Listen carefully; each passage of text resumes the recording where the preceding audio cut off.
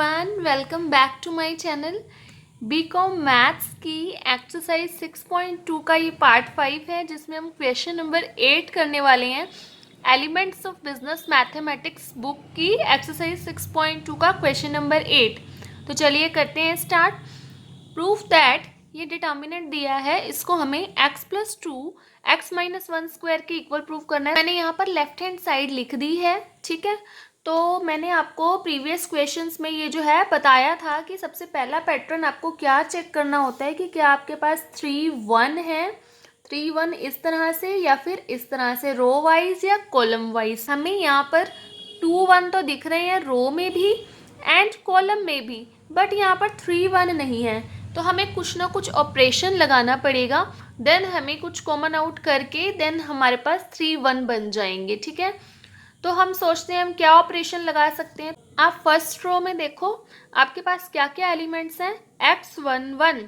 Second row में भी 1x1 means element same है, आगे पीछे हैं। ऐसे ही कॉलम में भी आप देखो तो x1 1 1x1 1 1x। तो हमें क्या करना चाहिए, रो में या कॉलम में बाकी रोज या कॉलम्स को ऐड कर देना चाहिए। तो हम ना कोई भी ऑपरेशन इसमें से लगा सकते हैं। R1 tense to R1 plus R2 plus R3, या फिर C1 tends to C1 plus C2 plus C3। Same ही आपका होगा दोनों से, ठीक है। तो कुछ मर्जी आप फॉलो कर सकते हो। यहाँ पर मैं यहाँ पर R1 tense to R1 plus R2 plus R3 लगा रही हूँ, ठीक है। तो R1 कौन सी होती है, ये वाली।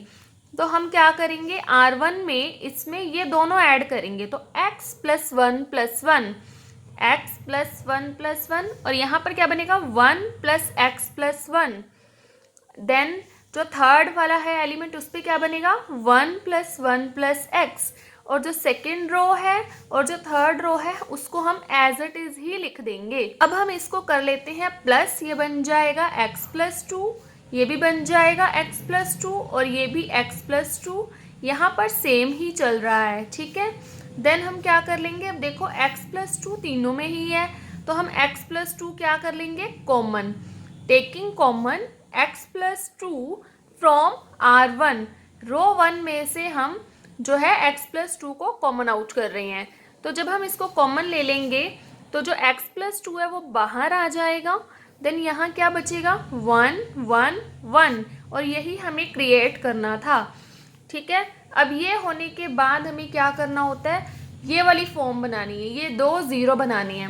तो जीरो जहाँ हमें बनाना है वो कौन है, C2 एंड C3। तो हम अपना ऑपरेशन लगाएंगे क्या, C2 tends to C2 minus C1 and C3 tends to C3 minus C1। तो हम C1 को तो एज इट इज ही लिख देते हैं, ठीक है। अब आप देखो यहाँ पर भी 1 1 1 है, यहाँ पर भी 1 1 1 है, तो आप इधर भी 1 0 0 क्रिएट कर सकते हो और इधर भी। अगर आप इधर करोगे तो आप रो के ऑपरेशन लगाओगे, R2 minus R1 R3 minus R1। तो ये आपकी मर्जी है, आप जिसमें मर्जी लगा सकते हो, ठीक है। तो अब मैं यहाँ पर C2 में से C1 को सब्ट्रैक्ट करती हूँ। 1 minus 1 0, x minus 1 and again 1 minus 1 0। यहाँ पर भी 1 minus 1 0, 1 minus 1 0 and x minus 1। अब हम देखते हैं कि कुछ भी कॉमन आ रहा है तो वो निकाल लेंगे हम कॉमन। तो कॉमन आ रहा है, देखो इस ये जो रो है, सॉरी कॉलम है, इसमें 1 1 1 है, और जो सेकंड कॉलम है उसमें ये 0 x माइनस 1 0। तो 0 में से तो हम कुछ भी कॉमन कर सकते हैं, तो मैं x माइनस 1 सेकेंड कॉलम से बाहर निकाल लेती हूँ, और थर्ड कॉलम में से भी हम x माइनस 1 ही कॉमन कर सकते हैं, क्योंकि 0 में से हम कुछ भी कॉमन निकाल सकते हैं।